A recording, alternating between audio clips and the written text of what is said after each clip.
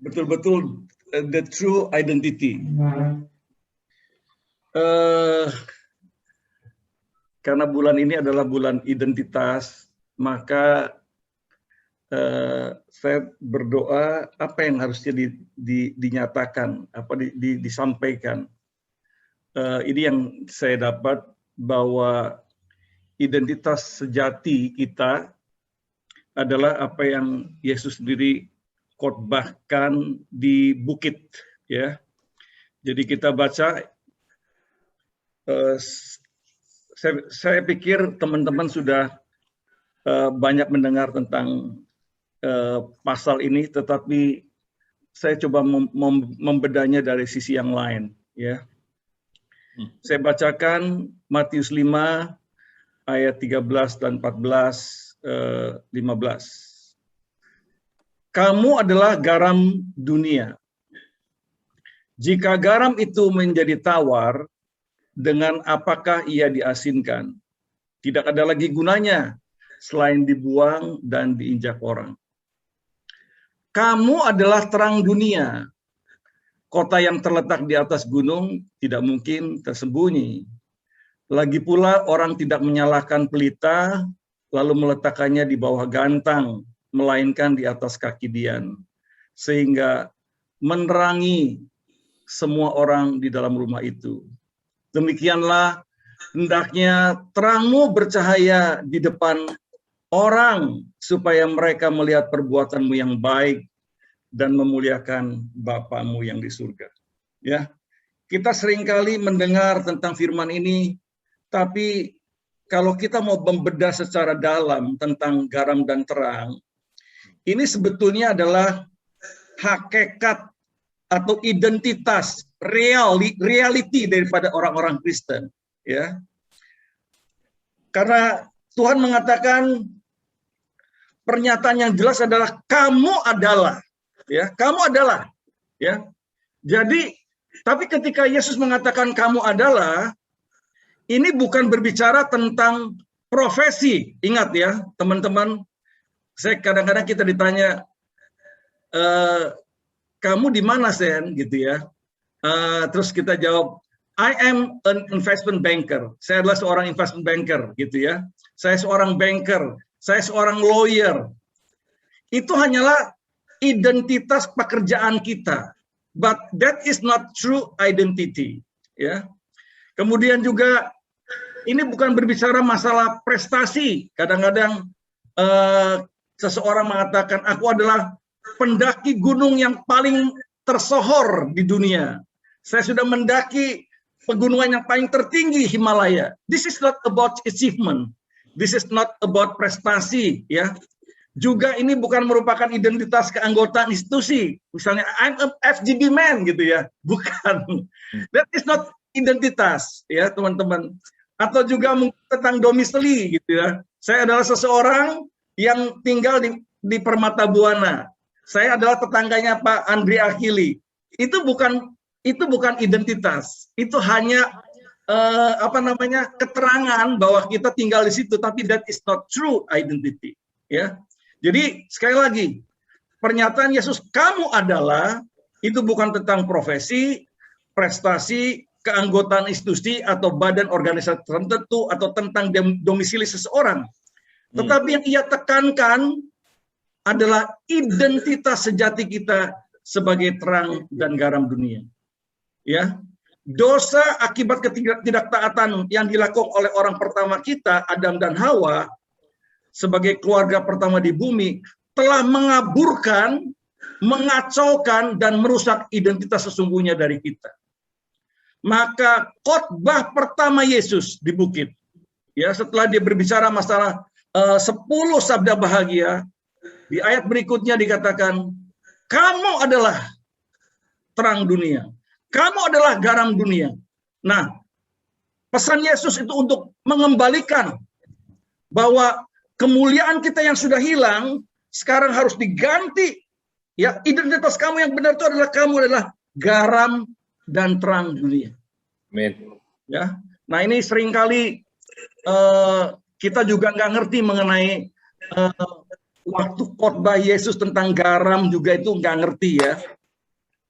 Jadi ketika orang hamba-hamba Tuhan tertentu berbicara mengenai garam itu kemudian diasosiasikannya kepada kulinari gitu ya.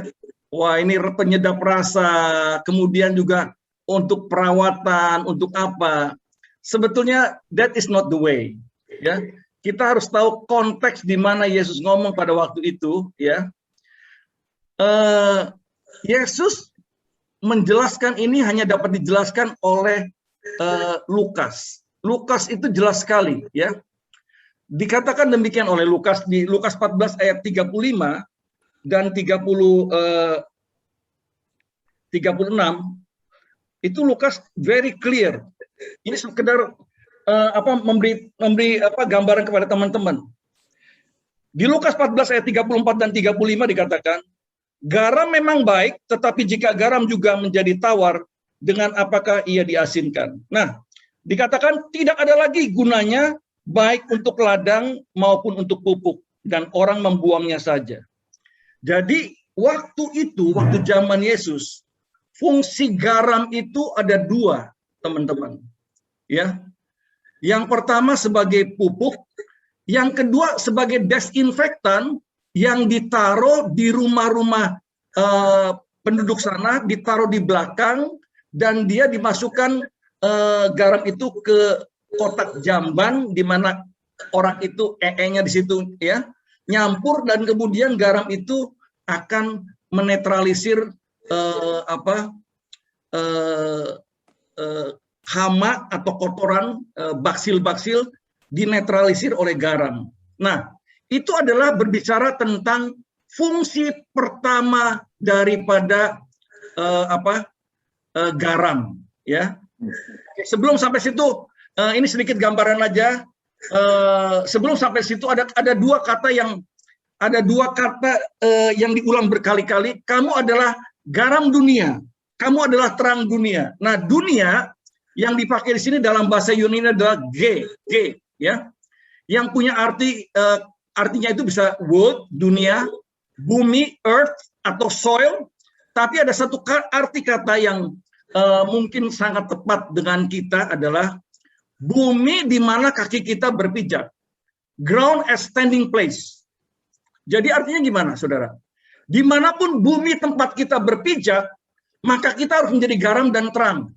Ya, ini berbicara tentang setiap tempat dimanapun kita berada, apakah itu kita di dalam keluarga, di perusahaan di mana tempat kita berkarya, di organisasi di mana kita melayani, gereja, institusi pelayanan, di FGBMFI, Family First, Youth for the Mission, pelayanan misi mahasiswa, dan lain-lain, dan di masyarakat.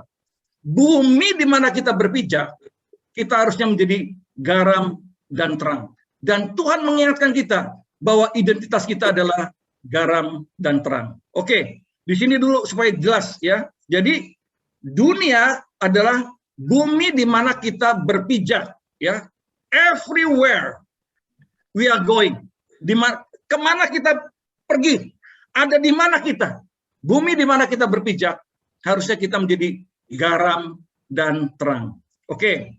Nah, garam di dalam bahasa Yunani itu adalah halas.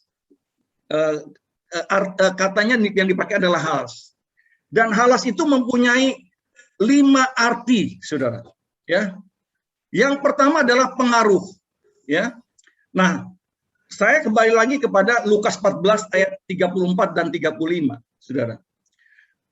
Pada waktu Tuhan berbicara tentang garam, dia tentang garam yang berasal dari laut mati, ya, yang kandungan garamnya itu berfungsi 2. Sebagai pupuk dia menumbuhkan hal-hal yang baik. Dia menumbuhkan akar, menumbuhkan kemudian daun-daunan, cabang dan sebagainya, ya. Menumbuhkan hal-hal yang baik. Dan dia juga berfungsi sebagai desinfektan dengan kandungan kalium yang sangat tinggi dari laut mati, ya. Artinya apa? Dia akan menghambat hal-hal yang buruk terjadi. Itulah fungsi daripada garam. Nah, jadi halas itu pengaruhnya adalah arti pertama adalah pengaruh, dan pasti pengaruh yang dibawa adalah pengaruh baik dan yang benar, ya. pengaruh baik dan benar di mana tempat kita berpijak. Ya, kalau kita tidak melepaskan pengaruh, kita sedang mengalami kekacauan identitas. Dan pengaruh yang kita bawa harusnya seperti pengaruh garam, menumbuhkan, mempercepat hal-hal yang baik yang ada di dalam lingkungan di mana kita berada, atau menghambat hal-hal yang buruk untuk bisa berkembang, seperti halnya desinfektan. Ya, Yesus mengajar tentang kebenaran, di mana-mana ia membawa pengaruh yang baik dan benar. Nah, demikian juga Anda dan saya harusnya kita membawa pengaruh yang baik dan benar, seperti fungsi garam pada waktu Yesus. Dia akan mendorong hal-hal yang baik untuk bertumbuh, tapi menghambat hal-hal yang buruk untuk berkembang. Ya, ini adalah arti pertama dari pengaruh. Yang kedua, halas itu punya pengertian pengorbanan. Pribadi yang biasa untuk berkorban, ya, baik itu berkorban untuk Tuhan atau untuk orang lain. Filipi 2 ayat 3 dan 4 ini mengatakan pada kita tentang hal ini. Ya, mungkin saya bacakan. Dikatakan dengan tidak mencari kepentingan sendiri atau pujian-pujian sia-sia, sebaliknya hendaklah dengan rendah hati yang seorang menganggap yang lain lebih utama daripada dirinya sendiri. Dan janganlah tiap-tiap orang hanya memperhatikan kepentingan sendiri, tapi kepentingan orang lain juga. Nah, Yesus selama hidupnya, mulai dari lahir, pelayanan, kemudian mati, dikubur, bangkit kembali, seluruh cerita mengenai Yesus adalah cerita tentang pengorbanan. Saudara, identitas ini harusnya menjadi prinsip inti atau gaya hidup kita yang mewakili realitas Yesus dalam keseharian kita. Saya ulang lagi, gaya hidup inilah yang seharusnya mewakili realitas Yesus dalam keseharian kita. Tapi realitas sekarang, saudara, banyak orang yang suka mengorbankan orang lain untuk mementingkan atau keuntungan diri sendiri. Ya, ini bukan adalah identitas yang sejati. Ya, kalau orang hanya mau mementingkan diri sendiri, tidak mementingkan kepentingan orang lain, itu adalah identitas yang kacau, yang tadi masih diakibatkan oleh turunan daripada orang tua pertama kita, Adam dan Hawa. Saudara, teman-teman, kita mau punya identitas yang sejati. Halas berarti adalah seorang yang mau berkorban, pengorbanan. Ingat baik-baik, love is giving, ya. Kasih itu adalah memberi, saudara. Jadi kalau ada orang-orang yang tidak mau berkorban, seperti halnya Yesus yang lakukan, seharusnya orang itu tanda petik ada kekacauan identitasnya. Ya. Yang ketiga, teman-teman, arti daripada halas adalah pembawa pesan dan mempertahankan damai. Jadi waktu Yesus mulai lahir pun dia disebut Raja Damai. Dia adalah satu-satunya sumber damai. Kita wajib ikuti Sang Raja Damai. Damai itu inti. Hubungan itu juga inti. Di tempat di mana kita berpijak, kita harus dikenal sebagai pribadi yang tidak suka bertengkar, namun membawa damai. Jangan sampai mengorbankan hubungan untuk menjaga ego kita masing-masing. Ya. Jadi ini penting sekali, teman-teman. Bukan hanya sekedar pembawa pesan, tetapi mempertahankan damai. Ya. Jadi mungkin kalau kita ada di dalam FGBMFI Tomang Chapter, ya, kehadiran seseorang itu kalau yang penuh damai itu auranya aja udah kerasa gitu ya. Aura ini bawa pertengkaran, bawa perselisihan atau bawa damai gitu ya. Orang yang membawa damai itu different gitu ya. Nah, kalau ada orang yang terus mau bertengkar, ya berarti kita tahu bahwa identitasnya masih kacau itu ya. Mesti balik lagi kepada identitas sejatinya. Dia belum bawa, bukan sebagai garam. Dia belum berfungsi sebagai halas. Dia belum berfungsi sebagai pembawa pesan dan mempertahankan damai. Nah,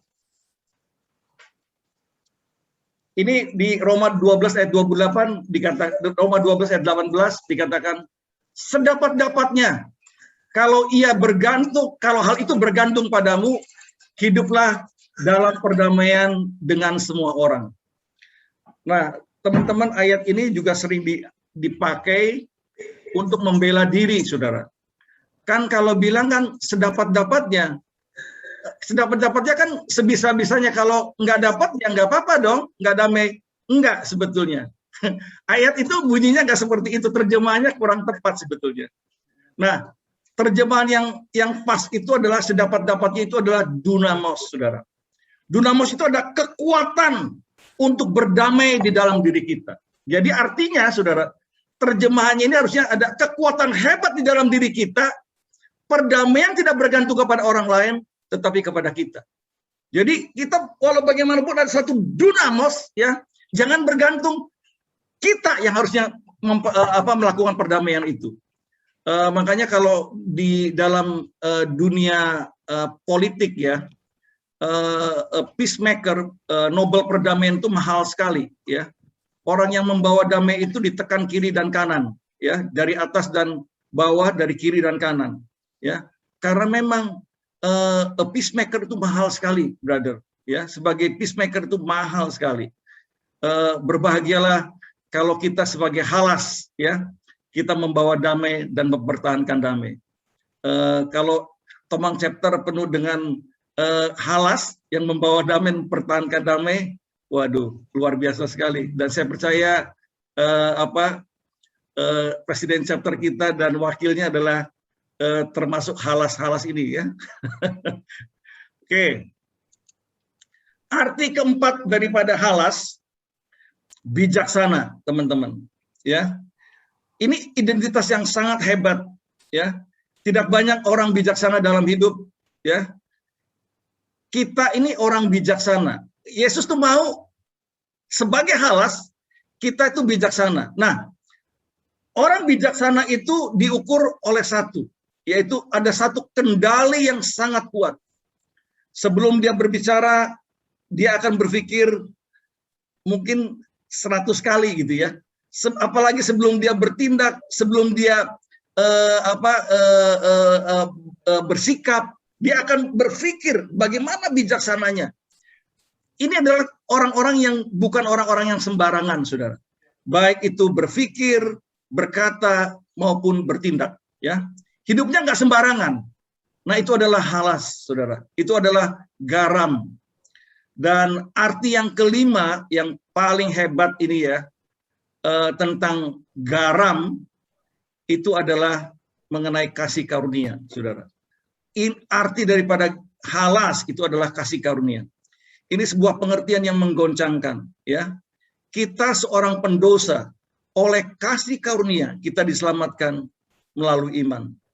Biasanya kalau kasih karunia itu berkenaan dengan kebersyukuran, ya. Karena kita orang yang berdosa, Tuhan mengasihi kita dengan memberikan kasih karunia. Dan arti halas dengan kasih karunia ini benar-benar menggoncangkan pengertian saya juga, ya. Aduh, kita ini kasih karunia. Jadi artinya, saudara, keberadaan Anda dan saya itu membawa keberkatan bagi orang-orang di sekitar kita. Membawa rasa syukur bagi orang-orang di sekitar kita. Jangan sampai, saudara, keberadaan kita itu orang nyumpahin gitu, ya.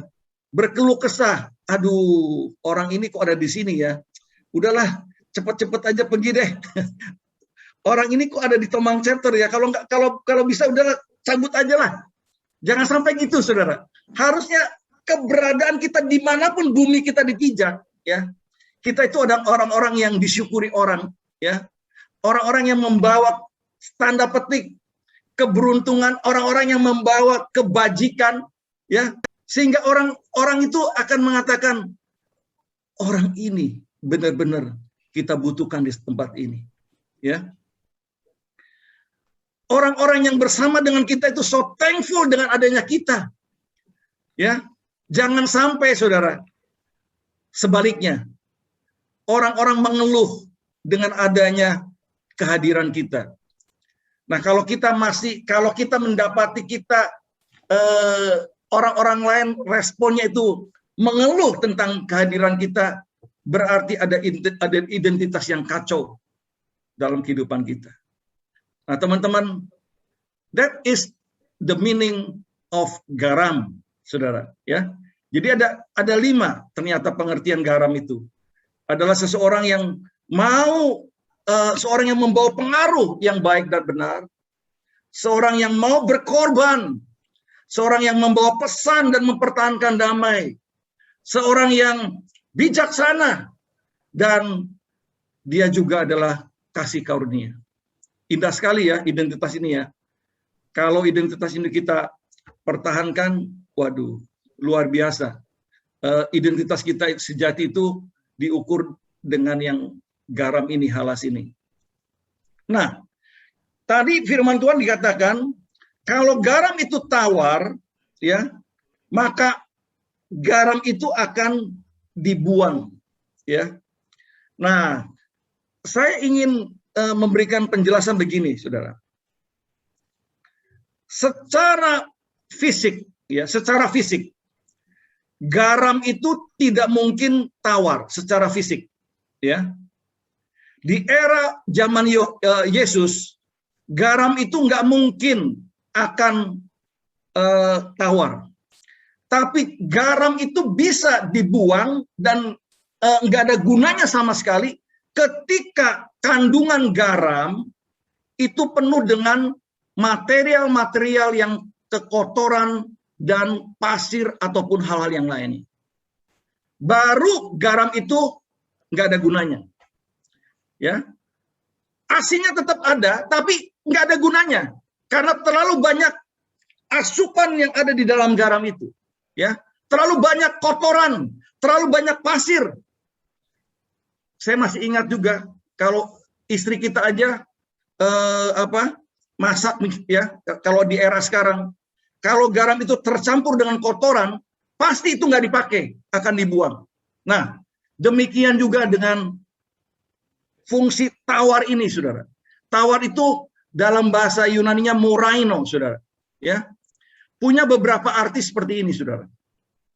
Ya, kalau hidup kita itu campuran duniawinya begitu dalam, sehingga kita melakukan hal-hal yang bodoh di luar definisi halas tadi, saudara. Ya, tidak ada satupun orang yang mau dipanggil bodoh, saudara. Ya, betul-betul definisi dari moraino adalah bodoh atau act foolishly. Ya, tidak ada seorang orang pun yang mau dipanggil bodoh. Tapi terbukti bodoh waktu dalam kelakuan kita tidak mau melepaskan pengaruh. Waktu kita tidak mau berkorban. Waktu hidup kita sembarangan. Waktu kita merupakan sumber pertikaian. Waktu kita menjadi pusat keluhan orang. Saat itulah kita bertindak bodoh. Itulah foolish, saudara. Kalau kita tidak mau dipanggil bodoh, mainkan identitas kita yang sejati sebagai garam, sebagai halas. Saudara, ketika Anda dan saya, kelakuan kita, tindakan kita, perbuatan kita, itu tidak membawa pengaruh, tidak mau berkorban, hidup sembarangan, kita menjadi pusat keluhan orang lain, kita menjadi sumber pertikaian orang lain, kita itu seperti garam yang tawar, saudara. Karena apa? Kelakuan kita itu bodoh atau berkelakuan bodoh. Demikian juga, saudara, arti daripada moraino itu adalah hilang kekuatan. Mungkin Anda bisa merenungkan ketika kita dikuasai oleh geram, saudara, ya, kemarahan, saudara, ya. Kalau geram dan kemarahan menguasai kita, maka, saudara, kita akan menjadi pribadi-pribadi yang kehilangan kekuatan untuk melepaskan pengaruh, saudara. Ya, nggak ada orang-orang yang marah itu bisa membawa pengaruh yang benar, saudara. Yang ada adalah pengaruh yang sangat jelek. Ya, kita juga akan kehilangan kekuatan dalam damai sejahtera ketika ada kegeraman dan kemarahan. Jadi, moraino berbicara tentang hilangnya kekuatan untuk membawa pengaruh, hilangnya kekuatan untuk berkorban, hilangnya kekuatan untuk hidup yang bijaksana. Dan arti yang ketiga daripada moraino, saudara, tumpul, saudara, ya, tumpul, saudara. Pisau tumpul tidak pernah akan dipakai, saudara. Semua yang tumpul itu tidak berguna, tidak berfaedah, akan dibuang dan tidak berarti. Hanya yang tajam yang terpakai. Maka jadilah standar garam halas, saudara. Hanya ketika Anda dan saya punya pengaruh yang baik dan benar, mau berkorban, saudara, ya, mau hidup bijaksana, mau kita membawa damai, mau kita menjadi kasih karunia bagi orang lain, maka hidup Anda dan saya akan tajam. Kita akan menjalani kehidupan yang sebagai garam atau halas. Dan arti keempat daripada moraino ataupun tawar, saudara, tidak ilahi atau tidak rohani. Saudara, ukuran rohani atau tidak itu bukan pada jam kebaktian, jam pelayanan, bisa berkhotbah luar biasa, baik, fasih dalam teori, saudara. Sama ya, saudara, ya. Nggak, kita ukurannya kadang-kadang, oh dia rohani karena dia bisa mengupas ayat-ayat. No. Saudara, itu hanya bagian, tapi itu bukan ukuran rohani yang sesungguhnya. Saudara, ukuran rohani yang sesungguhnya, saudara, adalah ketika Anda dan saya menjadi garam.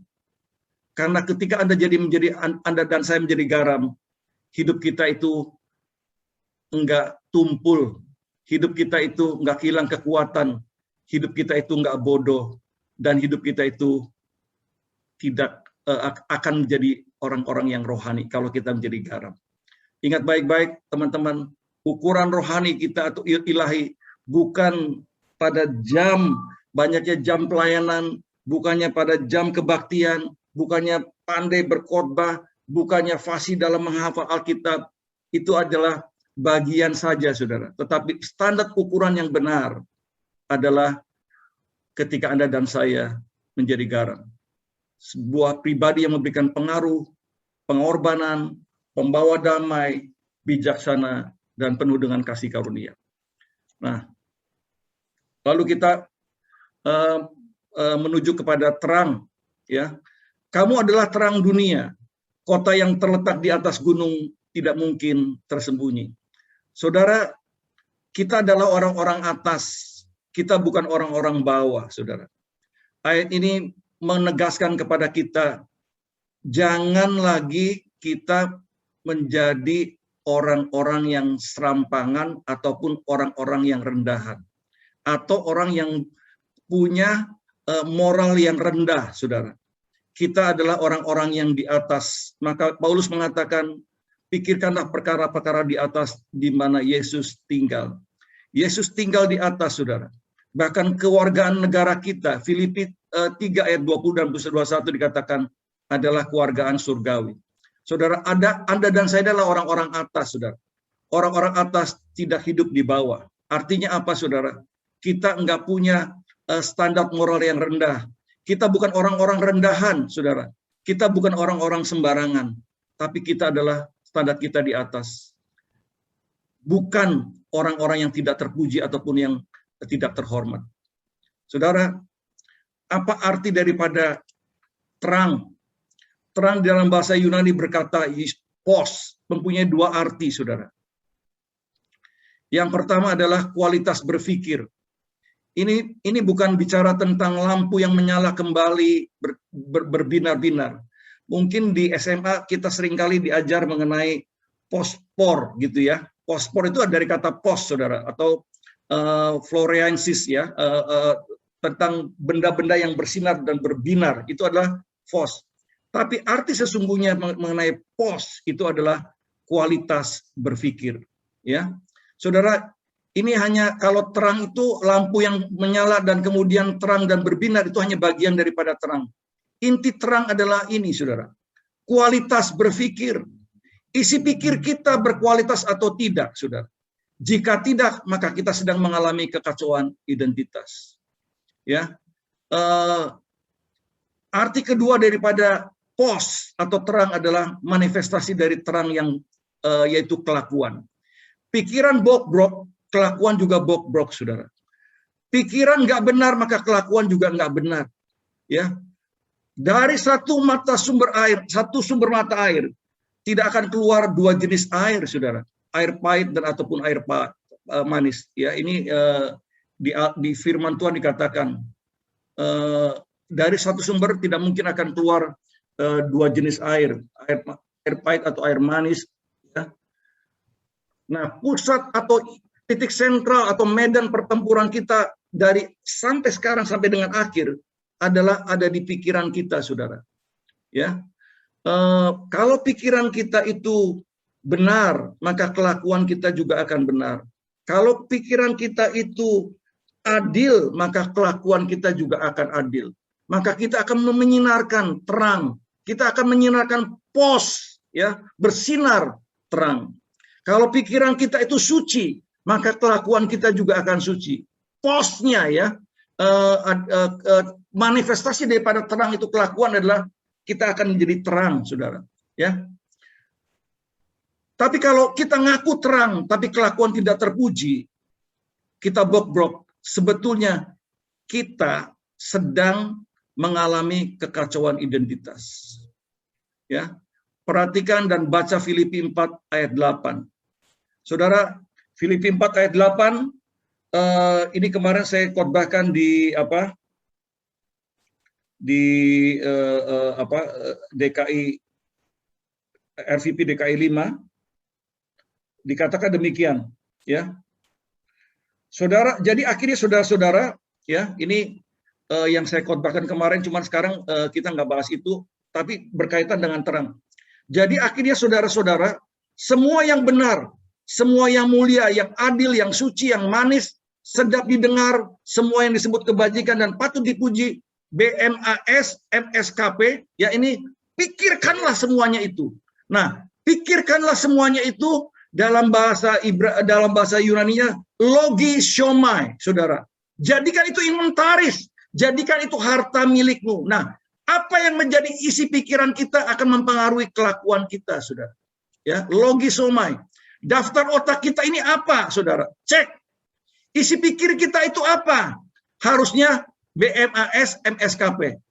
Dan kalau kita lakukan kualitas pikiran benar, mulia, adil, suci, manis, sedap didengar, disebut kebajikan dan patut dipuji, kita tengah memainkan identitas kita sebagai terang atau pos. Nah, saudara, ini terakhir saya ingin menutup dengan ini, ya. Kamu adalah terang dunia. Kota yang terletak di atas gunung tidak mungkin tersembunyi. Nah, tersembunyi, saudara, ya, dalam bahasa Yunani itu kripto, ya. Ingat mengenai film mengenai Superman, ya, saudara, ya. Itu kan si Superman itu kalahnya oleh Lex Luthor itu kan Lex Luthor, ya. Itu ketika dia mengambil batu kripto, ya, di tempat yang sangat tersembunyi, saudara. Batu itu bisa menusuk dan bisa mengalahkan Superman. Nah, orang-orang yang hidup di dalam terang, Tuhan sendiri akan memunculkan terang tersebut, saudara. Mereka tidak akan kripto, mereka nggak akan tersembunyi, saudara. Ya, orang-orang seperti Ayub, jujur, takut akan Tuhan, saleh dan menjauhi kejahatan. Tuhan sendiri yang akan launch, Tuhan sendiri akan memamerkan mereka, saudara. Tuhan sendiri akan memunculkan mereka di seperti kota yang di atas, seperti kota yang di atas gunung. Jadi, mari teman-teman, saya ingin tutup dengan ini, ya. Lihat baik-baik, true identity, garam, halas. Kita adalah orang-orang yang punya pengaruh, orang-orang yang berkorban, pembawa dan pemelihara damai, bijaksana, kasih karunia, dan terang adalah pos kualitas pikiran, manifestasi dan kelakuan, dan outputnya apa? Tindakan kelakuan kita akan Tuhan expose, saudara. Kita tidak Tuhan sembunyikan. Kita akan dimunculkan seperti orang-orang seperti Ayub, orang-orang seperti Daniel. Dan semua ketika kita punya identitas ini, garam dan terang, maka kita akan memuliakan Bapa di surga. Ya, Tuhan Yesus memberkati kita semua. Kiranya kebenaran ini menjadi berkat bagi kita semua untuk menjalani hidup sebagai garam dan terang. Ya, bukan satu kebetulan, teman-teman. Kalau Anda baca, renungkan khotbah Yesus di bukit, ya, sebetulnya ya, dengan tidak perlu menjelaskan tentang garam atau halas dan terang dan pos. Sebetulnya Yesus tengah mendeskripsikan terang itu seperti apa. Ingat baik-baik, terang itu muncul di ayat ke-13, tetapi sebelum Yesus berbicara masalah terang dan garam dan terang, Yesus berbicara tentang berbahagialah, berbahagialah, berbahagialah. Ada 10 berbahagia. Sebetulnya itulah kualitas yang Tuhan kehendaki dalam diri kita. Dan terang, kemudian ketika ayat 13 dia berbicara garam, ayat 14 berbicara terang. Setelah itu sampai ditutup dengan Matius 7 ayat 29, sebetulnya itulah yang dikehendaki kita keseluruhannya, saudara. Gaya hidup, garam dan terang. Ya, ini bukan sekedar hanya mendeskripsikan tentang kuliner dan merawat bahan makanan supaya tetap eksis, enggak. Ada kebenaran-kebenaran yang sangat dalam yang Tuhan jelaskan kepada kita semua. Tuhan Yesus memberkati kita semua, bro. Sorry agak lama sedikit ya. God bless you.